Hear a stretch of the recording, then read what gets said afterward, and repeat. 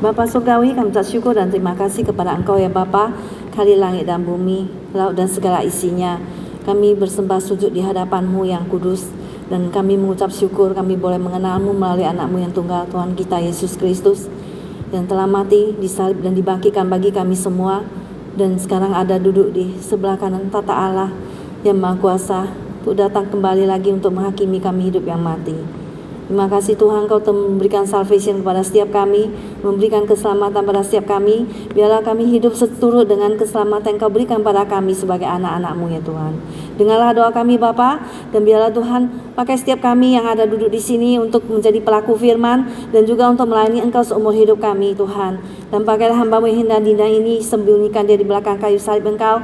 Biarlah nama-Mu dijunjung tinggi, dan di dalam nama Tuhan Yesus kami patahkan segala analisa jahat untuk keluar daripada ruangan ini. Di dalam nama Tuhan Yesus kami berdoa. Amin. Kita membuka Alkitab kita di dalam Roma pasal 13 ayat ke-11 sampai hanya yang ke-14. Roma pasal 13, kalau sudah dapat kita baca secara bersama-sama. Roma pasal 13 ayat 11 sampai ayat yang ke-14. Mari kita membacanya. Roma pasalnya yang ke-13 ayat 11 sampai ayat ke-14. 1, 2, 3. Hari sudah jauh malam, telah hampir siang. Sebab itu marilah kita mulai ayat 11 ya. Mulai ayat 11. Pasal 13 ayat 11. 1, 2, 3. Hal ini harus kamu lakukan karena kamu mengetahui keadaan waktu sekarang, yaitu bahwa saatnya telah tiba bagi kamu untuk bangun dari tidur. Sebab sekarang keselamatan sudah lebih dekat lagi bagi kita daripada waktu kita menjadi percaya. Hari telah jauh malam, telah hampir siang. Sebab itu marilah kita menanggalkan perbuatan-perbuatan kegelapan dan mengenakan perlengkapan senjata terang. Marilah kita hidup dengan sopan seperti pada siang hari. Jangan dalam persapora dan kemabukan. Jangan dalam percabulan dan hawa nafsu. Jangan dalam perselisihan dan iri hati. Tetapi kenakanlah Tuhan Yesus Kristus sebagai perlengkapan senjata terang. Dan janganlah merawat tubuhmu untuk memuaskan keinginannya. Judul hari ini adalah berjalan di dalam terang. Di dalam jalan terang. Berjalan dalam terang Tuhan. Orang Kristen di dalam pasal 13 sebelumnya dikatakan bertanggung jawab untuk bersaksi melalui kehidupannya di tengah masyarakat, yaitu untuk taat kepada pemerintah di atasnya, dan juga untuk hidup mengasihi sesama manusia dan juga mengasihi Allah. Maka kita sebagai orang Kristen harus tampil berbeda. Kita harus mempunyai integritas sebagai orang percaya, orang Kristen yang sejati, dan kita harus menjadi saksi baik di luar Kristen maupun di dalam jemaat. Nah, pada saat ini kita akan melihat bagaimanakah kita sebagai seorang Kristen harus menghidupi hidup kekristenan kita. Maka sebagai orang Kristen, kita harus menghidupi kekristenan kita di dalam terang dari kedatangan Tuhan kembali yang sudah mendekat. Ayat 11 dikatakan, hal ini harus kamu lakukan karena kamu mengetahui bahwa keadaan waktu sekarang, yaitu bahwa saatnya telah tiba bagi kamu untuk bangun dari tidur. Sebab sekarang keselamatan sudah lebih dekat bagi kita daripada waktu kita menjadi percaya.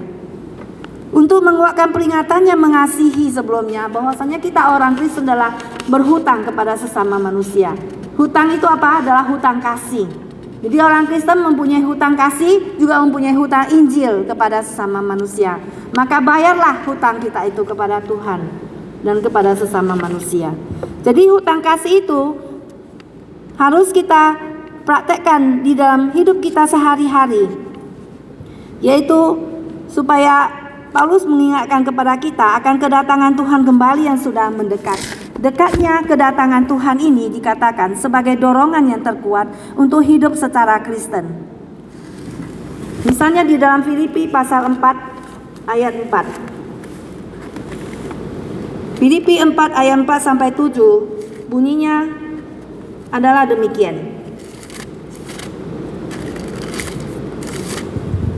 Filipi pasal 4 ayat, mari kita buka Filipi ya, pasal 4 ayat 4 sampai 7. Demikianlah firman Tuhan. Bersukacitalah senantiasa dalam Tuhan. Sekali lagi kukatakan bersukacitalah. Hendaklah kebaikan hatimu diketahui semua orang. Tuhan sudah dekat. Hendaknya kamu khawatir tentang apapun juga, tetapi nyatakanlah dalam segala hal keinginanmu kepada Allah dalam doa dan permohonan dengan ucapan syukur. Damai sejahtera Allah yang melampaui segala akal akan memelihara hati dan pikiranmu dalam Kristus Yesus. Demikian juga kita melihat di dalam Markus 13 ayat 33 sampai 37.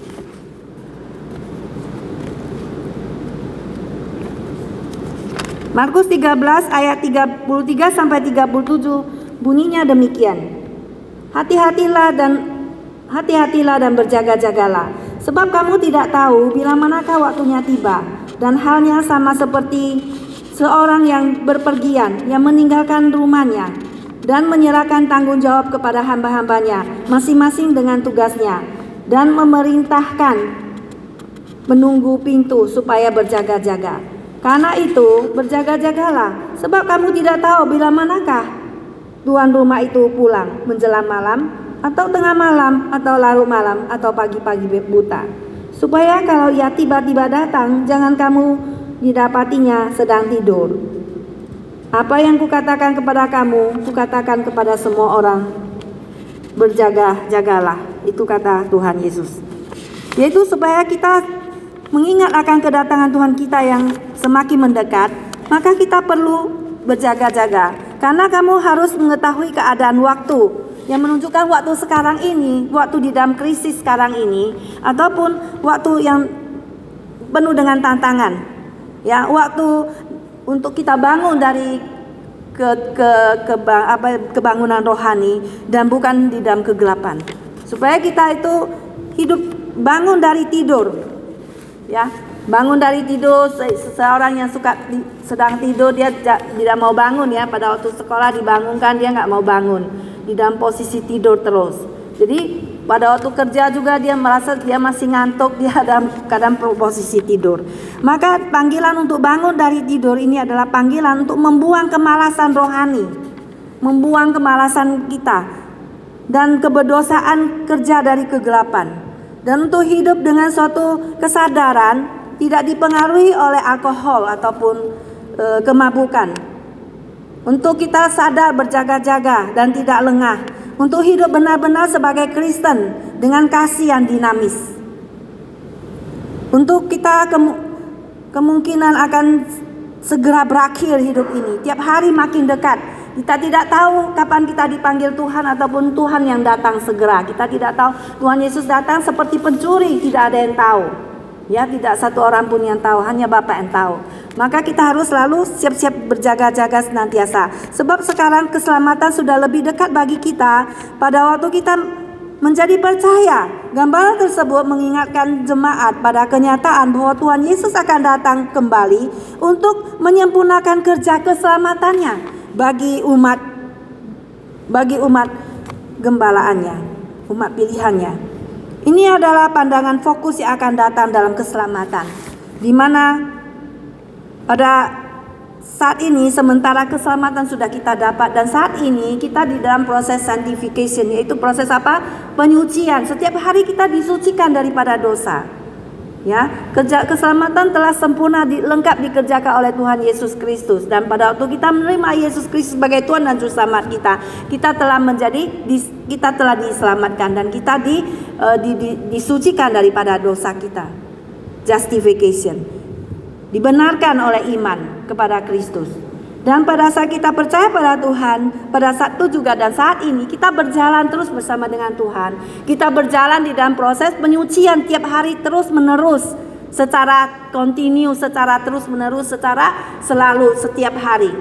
Dan kita disucikan daripada dosa kita oleh darah Yesus, dan maka kita selalu perlu berdoa kepada Tuhan untuk kita disucikan, untuk menjadi suci di hadapan Tuhan selalu oleh darah Kristus, dan menjadi manusia yang baru, diperbaharui terus-menerus menjadi seperti gambar kalinya. Dan pada saat ini kita juga menuju kepada hal yang akan datang, menuju kepada kesempurnaan, Ya, menuju kepada keselamatan yang paling puncak, yaitu apa? Kedatangan Tuhan Yesus yang kembali, kebangkitan tubuh dan hidup yang kekal dengan Kristus. Tubuh kita yang binasa ini akan dibangkitkan menjadi tubuh kemuliaan dan akan hidup bersama dengan Kristus di surga. Yang mana menjadi semakin dekat ya setiap harinya.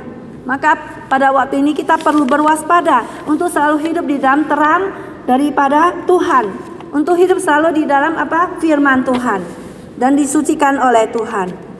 Karena kedatangan Tuhan Yesus sudah semakin dekat.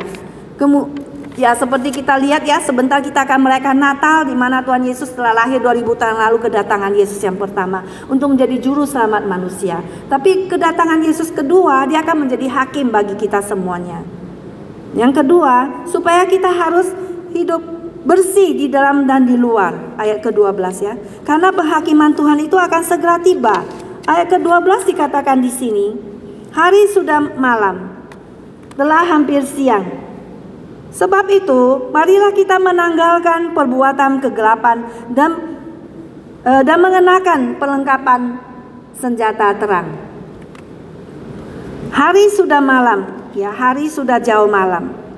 Atau the night is far gone, ya.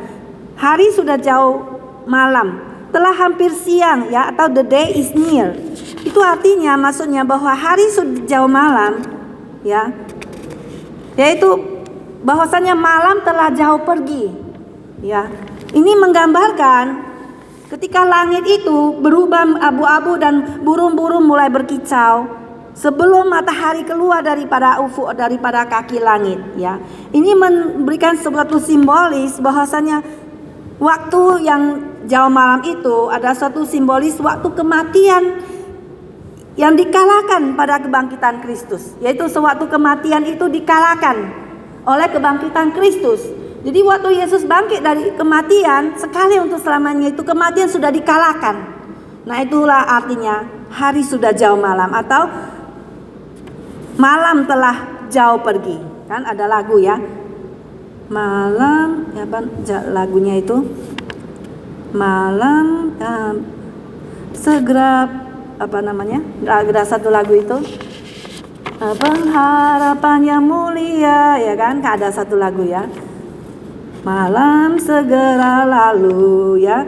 Pengharapan yang mulia, kabar yang senang dan girang.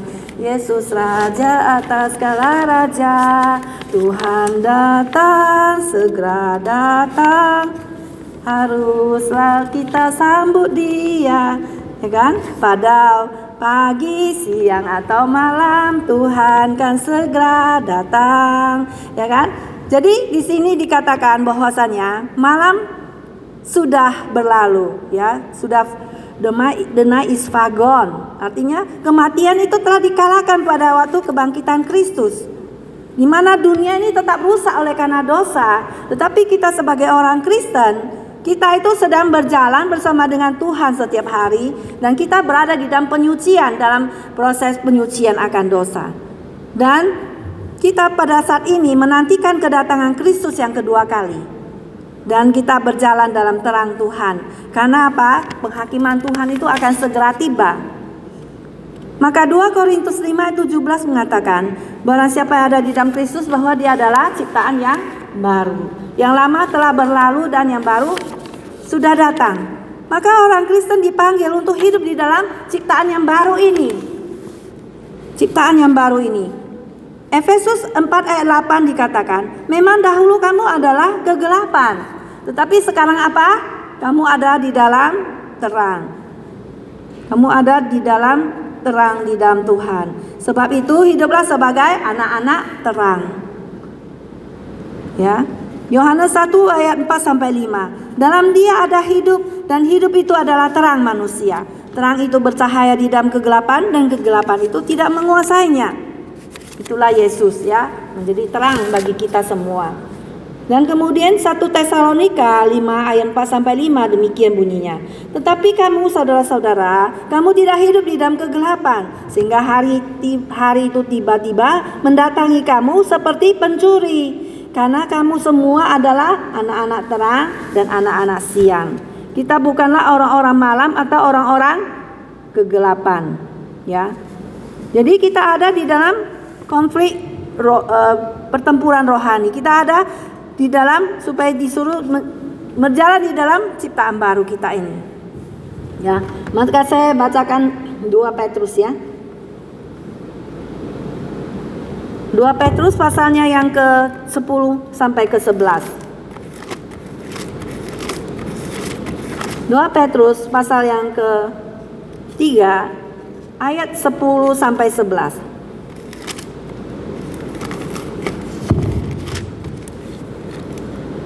2 Petrus 3 ayat 10 sampai 11 demikian bunyinya.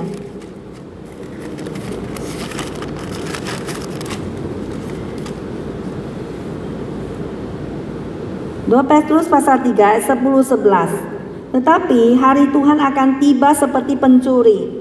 Pada hari itu langit akan lenyap dengan gemuruh yang dahsyat dan unsur-unsur dunia akan hangus dalam nyala api. Dan bumi dan segala yang ada di atasnya akan hilang lenyap. Jadi jika segala sesuatu ini akan hancur secara demikian, betapa suci dan salehnya kamu harus hidup. Demikian bahwa kedatangan Tuhan itu datang seperti pencuri. Maka kita harus apa? Karena bumi dan segala yang di dalamnya akan dihanguskan. Maka kita sebagai orang Kristen kita harus sadar bagaimana kita harus secara saleh dan secara suci kita itu harus hidup. Dan kita akan harus takut kepada Tuhan. Sebab itu marilah kita menanggalkan perbuatan-perbuatan kegelapan dan mengenakan perlengkapan senjata terang. Jadi kita itu ada di dalam apa? Zona perang rohani. Ya. Yang dikatakan spiritual war. Yaitu supaya kita hidup di dalam ciptaan baru kita yang telah dipanggil oleh Tuhan. Orang percaya yang sudah dibangunkan oleh tanda-tanda zaman akan hidup lebih seksama. Yaitu supaya meninggalkan perbuatan-perbuatan kegelapan. Yaitu apa? Dikatakan tadi pesta pora, apalagi kemabukan, percabulan, hawa nafsu, perselisihan dan iri hati. Ya, seperti khotbah Yesus di bukit Matius 5 sampai 7. Ya. Yesus mengatakan kalau kita melihat perempuan aja kita mau sama dia, kita sudah berzina dengan orang itu. Ya, kalau kita berpikir aja kita sudah mau sama orang itu, kita sudah berzina. Atau kalau kita membenci seseorang, kita sudah membunuh orang tersebut. Kalau kita marahin seseorang kafir, dia harus dibawa ke dalam mahkamah agama. Dan ini jauh lebih dalam lagi ajaran Yesus daripada hukum Taurat. Maka Paulus menganggap sikap adalah sama pentingnya dengan tingkah laku atau tindakan kita. Sama seperti kebencian bisa membawa kepada pembunuhan. Pertengkaran bisa membawa kepada perkelahian. Iri hati membawa kepada apa? Pencurian atau kekerasan. Saya bacakan Efesus pasal yang keempat ayat 22. Efesus 4 ayat 22, yaitu bahwa kamu berhubung dengan kehidupan kamu yang dahulu harus menanggalkan manusia lama yang menemui kebinasaannya oleh nafsunya yang menyesatkan, supaya kamu dibaharui di dalam roh dan pikiranmu. Jadi dengan apa? Mengenakan perlengkapan senjata terang, yaitu supaya kita selalu dilengkapi dengan firman Tuhan. Hidup dengan sopan, ya. Bukan di dalam pertengkaran, iri hati seperti siapa yang suka iri hati? Habel sama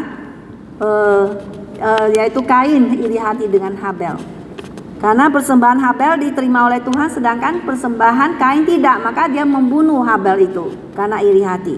Demikian juga dengan Saul, dia iri hati kepada Daud yang menang melawan Goliat.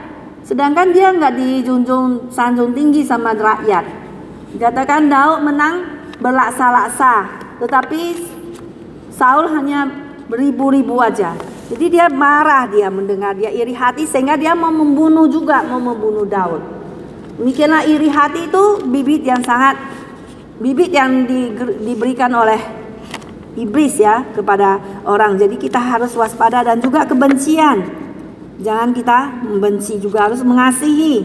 Jauhkan percabulan, kemabukan, hawa nafsu dan perselisihan. Sehingga kita harus selalu berdamai dengan orang.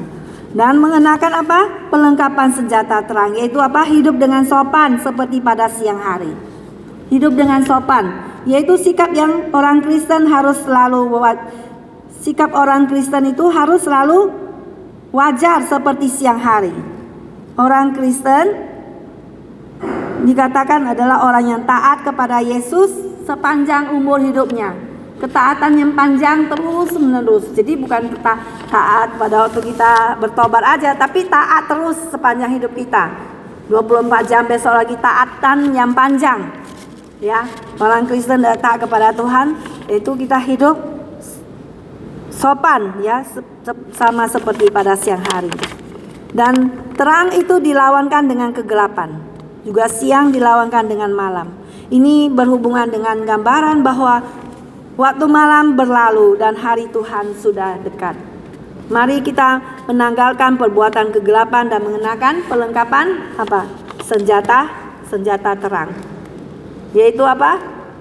Mengenakan firman Tuhan. Ya, dan kita itu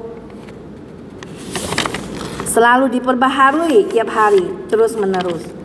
Supaya kita meninggalkan perbuatan kegelapan dan mengetahui waktu kehakiman Tuhan akan datang. Bukan karena kita takut, tapi kita bertanggung jawab kepada Tuhan. Karena kita sebagai orang percaya yang telah ditebus oleh Tuhan, dan maka kita hidup harus berlainan dengan orang lain. Harus hidup lain, hidup berbeda dengan sikap dunia ini. Kemudian kita melihat kembali ya, setelah kita yang kedua, yaitu supaya kita bersih di dalam dan di luar, karena penghakiman Tuhan akan segera datang. Kita meninggalkan dosa manusia lama kita dan mengenakan manusia baru kita, yaitu ciptaan baru, dengan memperlengkapi dengan senjata terang. Dan juga selanjutnya kita yang ketiga, kita melihat yaitu mengenakan Tuhan Yesus Kristus sebagai perlengkapan senjata terang. Kembali Roma pasal 13 ayat 14, tetapi kenakanlah Tuhan Yesus Kristus sebagai perlengkapan senjata terang, dan janganlah merawat tubuhmu untuk memuaskan keinginannya.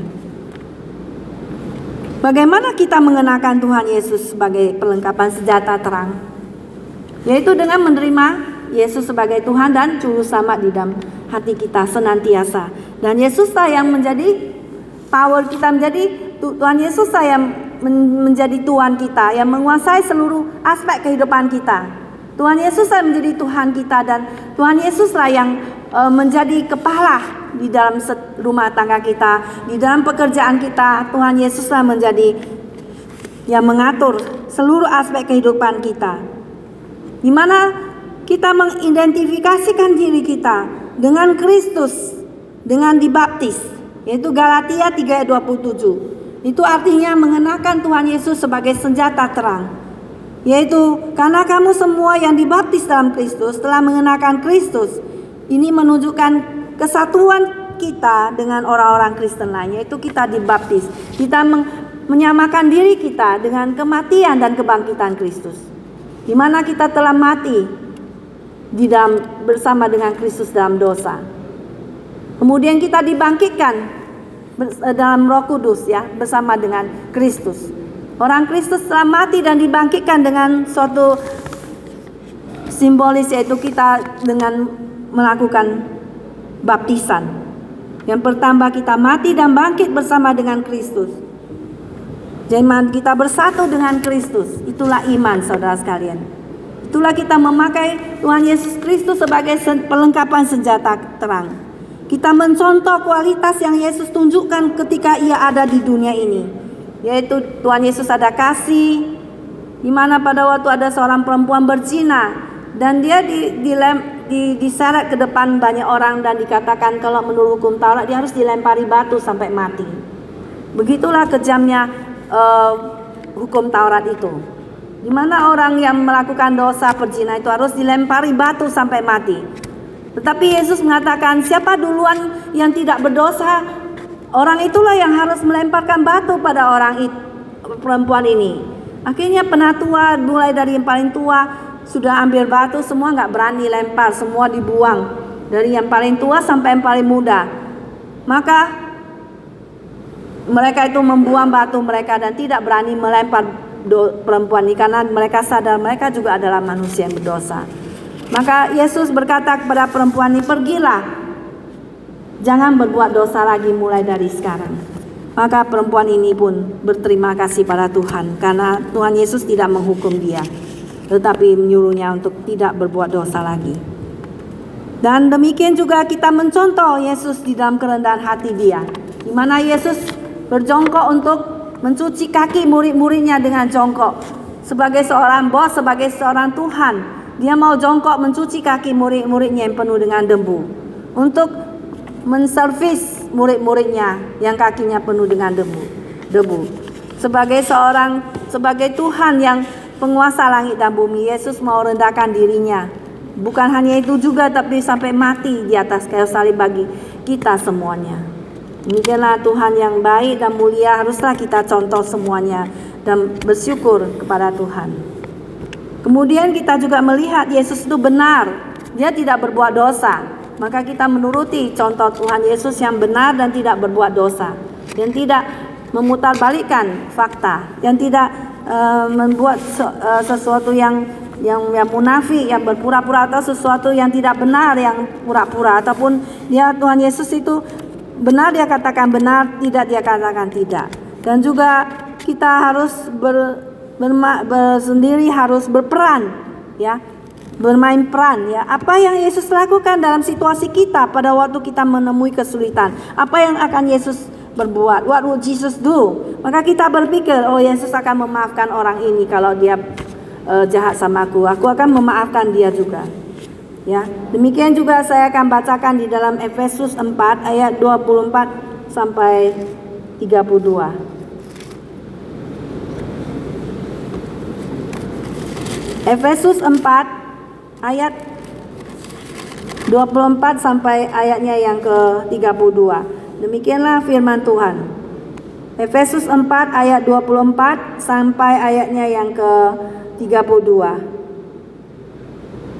Dan mengenakan manusia baru yang telah diciptakan menurut kehendak Allah di dalam kebenaran dan kekudusan yang sesungguhnya. Karena itu buanglah dusta dan berkatalah benar seorang kepada yang lain, karena kita adalah sesama anggota. Apabila kamu menjadi marah, janganlah kamu berbuat dosa. Janganlah matahari terbenam sebelum padam amarahmu, dan janganlah beri kesempatan kepada iblis. Orang yang berdosa, orang yang mencuri, janganlah ia mencuri lagi, tapi baiklah ia bekerja keras dan melakukan pekerjaan yang baik dengan tangannya sendiri, supaya ia dapat membagikan sesuatu kepada orang yang berkekurangan. Janganlah ada perkataan yang kotor keluar dari mulutmu, tetapi pakailah perkataan yang baik untuk membangun di mana perlu, supaya mereka yang mendengarnya beroleh kasih karunia. Ayat ke-30, dan janganlah kamu mendukakan Roh Kudus Allah yang telah memeteraikan kamu menjelang hari penyelamatan. Segala kepahitan, kegeraman, kemarahan, pertikaian dan fitnah hendaklah dibuang dari antara kamu. Demikian pula segala kejahatan. Tetapi hendaklah kamu ramah seorang terhadap yang lain, penuh kasih mesra dan saling mengampuni, sebagaimana Allah di dalam Kristus telah mengampuni kamu. Kemudian kita melihat di dalam Kolose 3 juga, ya. Kolose 3 ayat 10 sampai 17. Dan telah mengenakan manusia baru yang terus-menerus diperbaharui untuk memperoleh pengetahuan yang benar menurut gambar khaliqnya.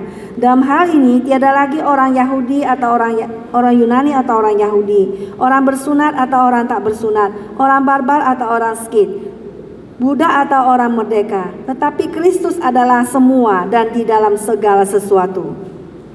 Karena itu, sebagai orang-orang pilihan Allah yang dikuduskan dan dikasihinya, kenakanlah belas kasihan, kemurahan, kerendah hati, kelemah lembutan dan kesabaran.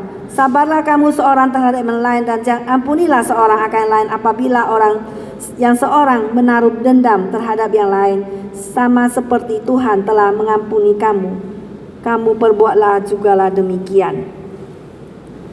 Sampai ayat ke-17, dan di atas semuanya itu kenakanlah kasih sebagai pengikat yang mempersatukan dan menyempurnakan. Hendaklah damai sejahtera Kristus memerintah dalam hatimu, karena untuk itulah kamu telah dipanggil menjadi satu tubuh. Dan bersyukurlah. Hendaklah perkataan Kristus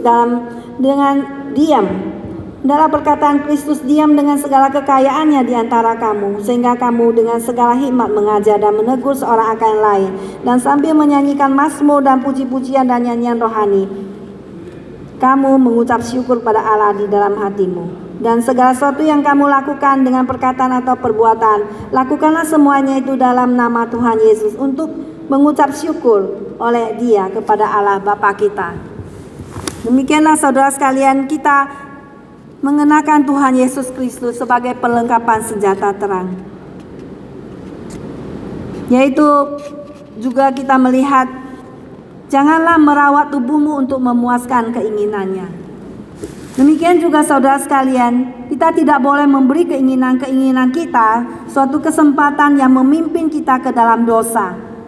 Ya, pada waktu kita suka pergi make up, ya kan, kita bersih-bersih wajah kita yang benar supaya kita memuaskan tubuh jasmani kita, supaya kita itu untuk memuaskan, ya, merawat tubuh kita untuk memuaskan keinginannya. Kita tidak boleh berbuat seperti itu yang membuat kita jatuh ke dalam dosa. Hindari situasi seperti itu yang membuka pintu kepada pemuasan keinginan-keinginan nafsu yang berdosa. Maka kita harus meninggalkan dosa itu, membuang semuanya itu. Ya, jangan mengurus tubuh kita untuk memuaskan keinginannya. Itu kata firman Tuhan. Ya, seperti kita melihat ada seorang bernama Agustinus. Dia hidup tahun 350 berapa, ada di Afrika Utara. Agustinus adalah bapak gereja, di mana dia seorang yang sangat jenius. Tetapi pada waktu dia remaja, dia meninggalkan Tuhan karena dia belajar filsafat dan seorang yang sangat pintar. Tetapi maminya yang bernama Monica adalah seorang yang cinta Tuhan dan selalu berdoa bagi dia. Maka suatu hari dia mengalami pergumulan. Dia pergi ke Hippo dan dia pergumulan rohani antara keinginan jasmani dia dan juga yaitu tentang firman Tuhan. Dan karena dia sudah lari kepada makaisme, ya, suatu ajaran sesat, ya. Dan dia tidak percaya akan kepada Tuhan. Dia bergumul dengan keinginan dan juga semua kepercayaan dia.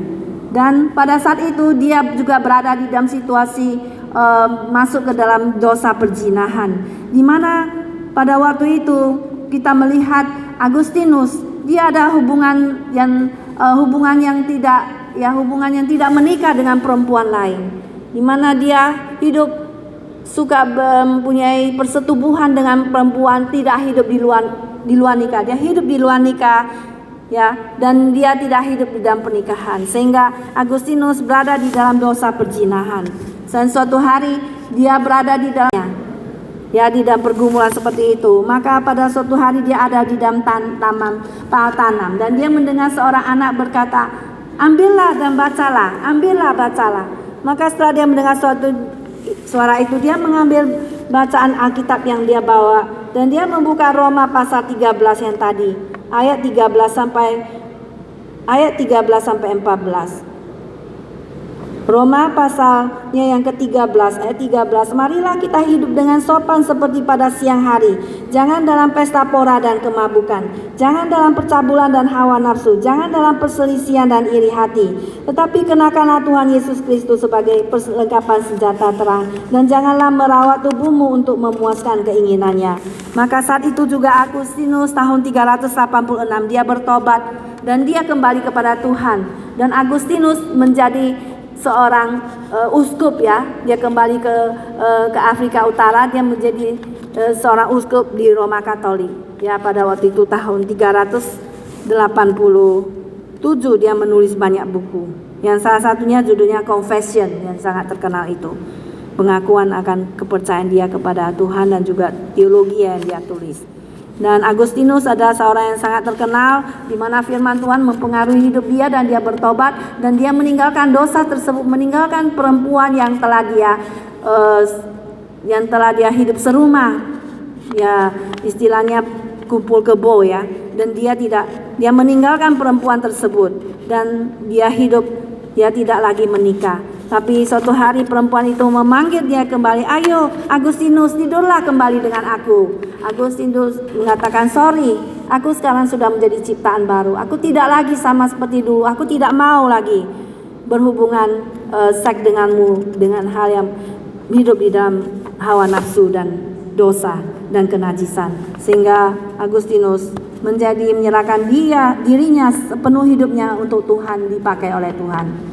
Demikianlah Tuhan mengubah hidup kita juga, setiap pribadi demi pribadi, sehingga setiap hari kita berjalan di dalam terang kasih Tuhan, di dalam terang Tuhan. Ya, setiap hari kita memerlukan Tuhan. Ya, kita memerlukan Tuhan untuk menolong hidup kita, sehingga kita hidup bertanggung jawab kepada Tuhan dan sesama. Hidup seperti Tuhan Yesus akan datang kembali untuk kedua kalinya yang sudah semakin dekat. Sehingga saudara sekalian, kita hidup di dalam kekudusan Tuhan. Kita berjalan di dalam takut akan Tuhan, di dalam firman Tuhannya, dan juga kita selalu menomorsatukan Tuhan yang mengandalkan hidup kita, yang menguasai hidup kita adalah Tuhan Yesus, yaitu memakai Tuhan Yesus Kristus sebagai perlengkapan senjata terang kita. Amin semuanya. Mari kita masuk ke dalam doa. Mari kita berdoa. Tuhan Yesus, Bapa di dalam surga, terpuji nama Engkau ya Tuhan, bahwa tidak ada yang tidak mungkin bagi Engkau, tidak ada yang mustahil bagimu Tuhan. Engkau menciptakan manusia ini dengan keadaan yang baik Tuhan, dengan keadaan yang tidak berdosa. Tapi karena dosa manusia jatuh ke dalam dosa.